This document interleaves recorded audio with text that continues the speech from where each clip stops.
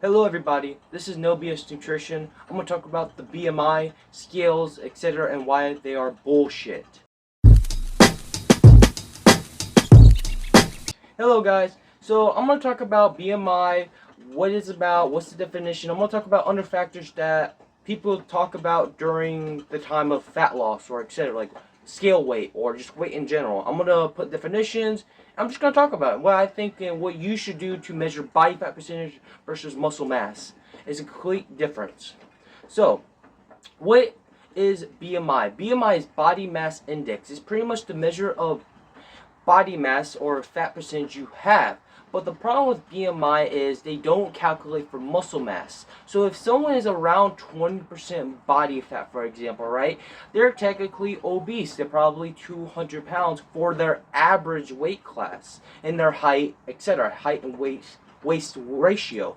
But no one understands the waist have genetics, you have genetics, and genetics are different for every type of person. So when the doctor prescribes you BMI or does BMI on you, doesn't mean it's accurate. It's just a quicker form of measurements just to write it down. Because remember, doctors, they don't have a lot of time with you. They're just doctors. They have to check on like 50 people a day. So that's the quickest form of measuring a body fat or weight, pretty much. And the problem is that people get such fixated on this number of body fat percentage. Right now I'm on 20% body fat, right? And some people say I'm obese, but they don't understand my body composition. They don't understand how much muscle I build. I'm 200 pounds, but if you put me next to someone who's 200 pounds but 30% body fat, we look completely different. The reason why, because I have more muscle mass. So it doesn't count for muscle mass. It only counts for body fat percentage and just weight. And that's not a good indicator of what is actually healthy. What is mass? So mass and weight is two different things. I'm gonna try and explain the best way as possible. The way I know. I put the definitions on top right. So mass is the total body composition of your visual looks, if I'm correct. And weight is the total weight that you are measured. So as bare naked, that is your weight. If you go on your scale, that is your weight. Weight doesn't indicate muscle or fat. It's just weight. Mass, same thing.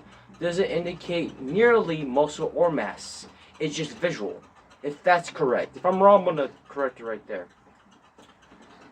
Why mass is not specific and why BMI doesn't talk about muscle? So we just talked about BMI and why does it talk about muscle? Well, the reason why mass is not specific is mass is a total mass you have on your body. Similar to weight, of course, but slightly different. Mass is a visual outlook. If I get someone who's 200 pounds, same size, same race, same height, everything, compared to someone who's 200 pounds of 30% body fat, their mass is completely different. Their visual looks completely different. One is 10% body fat with 200 pounds of muscle and probably around, let's say, 20 pounds of fat, which is barely anything. That's shredded. And someone who is 30% fat and 200 pounds. So they're like 60 pounds overweight with fat. And of course they have some muscle, but they look completely different. The person on the right might look like they're 300 pounds compared to the person on the left. So mass is not a good indicator. So just holding up on this number, say, I want to be, let's say you're 300, I want to be 250, doesn't mean anything. It's things called body recomposition. You lose weight, but you might stay the same if you're building more muscle. It's multiple factors to it. Or if you get the person who is gaining weight, they could be having more fat, or they could have more muscle. You just don't know until you actually specifically target a body fat or estimate. If I want to lose weight on the scale, weight doesn't differ to fat or muscle. Weight on the scale differs to how much weight you have all in general. So if I have poop in my system and I just took a crap afterwards, I will weigh differently because poop can weigh 3 pounds. If I have water and I just pissed it outwards, I could weigh less. I could weigh 4 ounces less. It's multiple factors. Or the extreme version, I cut off my arm and now I look different because I just cut off my arm, but I weigh differently. So it doesn't differentiate for muscle and fat ratio. And of course, you want to lose more fat. That is the prime objective of trying to get healthy, is more fat, more visceral fat, etc. You don't want a lot of visceral fat, of course, and it's just multiple factors to it. It's just not accurate. So focusing on this number, trying to get fixated on this weight goal doesn't mean anything, because if you lose more muscle mass, I just want to say this, if you lose more muscle mass than fat, let's say you lost 20 pounds, right? And this is possible, especially a lot of people are busy, stay-at-home parents or etc. with kids and everything. If their stress is too high and their sleep is not in check, they will probably lose 50%, 15% muscle and 5%, like 5 pounds of fat, which is an extreme case. Yeah, you lost the weight, but you actually more unhealthier than before. Way unhealthier, because you lost that muscle mass to support your joints, to get stronger. Now you look smaller and still fatter. In a sense, yes, you are smaller visually, like shape-wise, but you're still fatter. So you guys gotta understand, just trying to measure mass or body index, etc., just doesn't mean anything. It's very inaccurate. Your genetics are different. Your body composition is different compared to someone else. So that was a little rant, but I hope that kind of made sense. And yeah, now I'm going to talk about the next point. Scale weight, body mass index, total averages, and weight in general is not accurate. If you get someone like a total average, their genetics are different from someone else. Their lifestyle is different from someone else. The way they measure total averages in general with everything is people who are in the country. And for example, the United States is the most unhealthiest people in the United States. So if I get compared to someone who's very unhealthy, of course I'll look better. Of course I'll be better, you know? Because I am very healthy. But if I compare myself to someone who is extremely healthy, like a nut job, 10% body fat, or, you know, an example of that, I am unhealthy compared to that person. So it's just a total average of people, which is not really indicating multiple factors of outside of just looks and weight. So you gotta keep that in mind. Especially same thing with visual and looks. If someone has more muscle than someone who has, if someone weighs the same and has more muscle mass, and someone has more fat, they are completely different. But the person who has more muscle mass will still be in that average because they're technically overweight. They're still the same weight. They're technically obese because they weigh 200 pounds, but the body composition is different. So it's all about, I will look about body composition. I will look at body fat percentages. So we're just going to get into that later and how you're going to measure that. And we'll look at it if you're getting stronger, if your lifestyle is good. Because even if you're 20% body fat or 23% body for crying out loud, or you're obese, like 300 pounds of fat, right? And you're doing everything you can do, eating healthy, etc., you are getting healthier. Yes, you're technically obese if you're 300 pounds, but you're still building more muscle mass. And when you're still probably 290, over time, you probably build 200 pounds of muscle, for example. So you might be healthier. It just depends on body composition. You don't know for sure. Scale weight, same thing. You just don't know. Scale weight doesn't separate muscle to fat. It doesn't. It's just weight. It's the total weight you have. If I have clothes on, if I ate, if I didn't eat, if I'm just awake, that will differ for actually building muscle. You just don't know. You could gain 3 pounds on the scale. You don't know it's fat. Hey, I've been eating a calorie deficit. Could it be fat? Could it be actually muscle? Or could it be, I made this. I'm getting stronger. I'm on a bulk. I'm getting stronger. Could that be muscle? You just don't know on scale weight. You just don't know.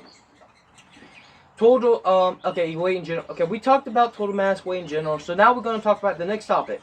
How to measure muscle mass and fat ratio. This is very important. The reason why we want to know this because we just talked about the scale and weight and mass in general. That is literally like the face front of it. It's not that simple.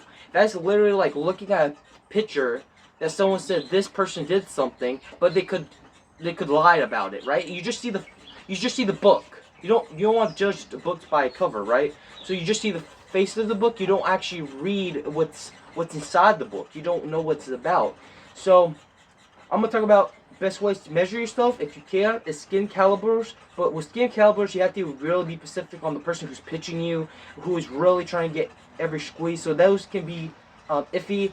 Body circumference, that's dependable. That's that you can't go wrong with it. But if you have a lot of bloat on multiple days, it's going to be inaccurate. When I was 150 eating like high volume stuff, I was weighing like a waist of 41 inches, but I wasn't obese. It was just a lot of bloat, so that could be dependable. Hydro weigh-ins, that's probably the most accurate, but it can go on and off, and it's kind of hard to get there. It might cost a lot of money. It's just dependable. And DEXA scans is not the best form of accuracy, but it's a way of measuring.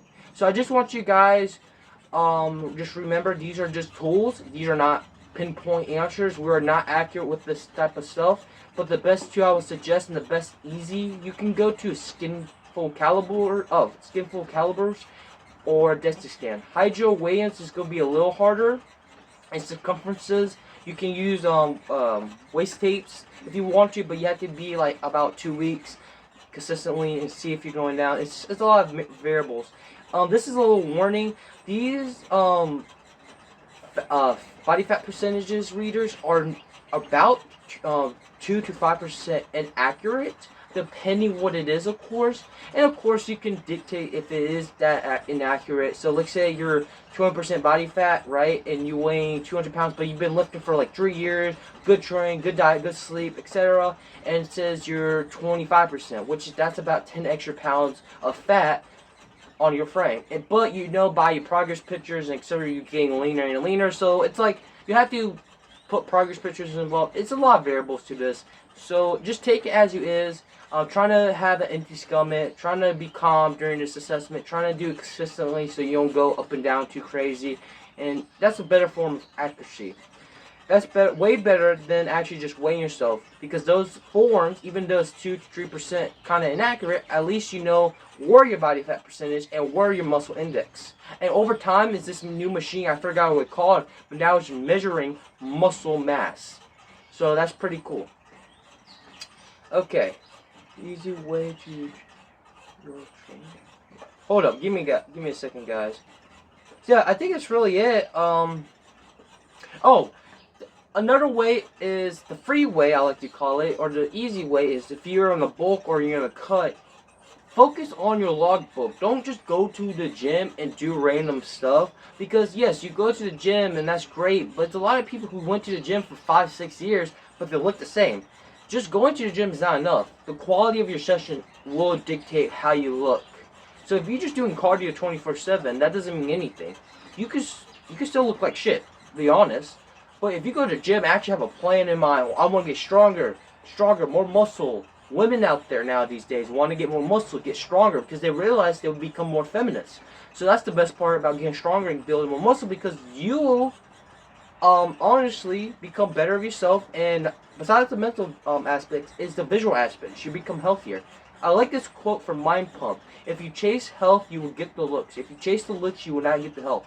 If someone does a shit ton of cardio, barely eat a good diet, and have crappy sleep, and they will be chasing the looks, but they will not get the health. And the result that they will be trying to chase the looks, but they will not get the health. And the result of that, they'll most likely not get the looks they want. So it's kind of ironic. If you chase the health, if someone's taking their time, eating a good diet, etc., going to the gym, etc., they will get the looks most of the time. So I just want you guys to realize that body fat and muscle are two different things. I want to also talk about some misconceptions. Muscle do not weigh more than fat. That's a misconception. That was a long time ago. I used to hear that a lot, but it doesn't make sense. Think about it. If someone's 200 pounds of muscle and someone's 200 pounds of fat, and they look completely different, why that person is 200 pounds of muscle? Why does he weigh 200 pounds? Should he be 400 pounds if muscle weighs more than fat? That's a misconception. What they really meant to say, fat is less density than muscle, and less compose. I'm trying to find the word. Less compact than muscle. Muscle is more compact and more have more density than fat, if that makes sense. But they weigh the exact same. And same thing, fat and muscle. Fat doesn't turn into muscle. Muscle cells actually shrink and expelled from your mouth and your sweat glands. Fun fact. From your urine, I'm not too sure about that, but that's kind of iffy. I don't think it expels from urine, but it could. Muscle builds separately than fat. So don't get those two confused. A little science with your knowledge you just attain. But that's really it for today's video. Just remember, don't get held up on a number. Make sure you do everything right. Make sure your sleep is in check. You know, the basic 3 principles. Sleep, stress, food, and then training. Actually 4. Sleep is important. Food is second. Stress is honestly up there, because if you have shitty stress, it's going to be kind of hard too. And training, okay? Training is last. Make sure those under 3 is first, okay? And just remember, fat and muscle is different. You have to measure fat separately. You can't just weigh yourself. That's not a best form. Of course, if you can't, try to do your best to be biased of yourself and get a nutrition coach to help you during your fat loss journey or anything you want to do, of course. But that's really it today's video. My name is Drake. I talk about nutrition, try to talk about science here in our training, make it simple for you guys. This is what I do, and yeah, this is just the future I'm going to go to. So if you like videos like this, please like and subscribe. Comment below if you have video ideas or any suggestions. I love these podcasts. This is podcast 7, so I'm going to do podcast 8 next weekend, so stay tuned with that. Bye.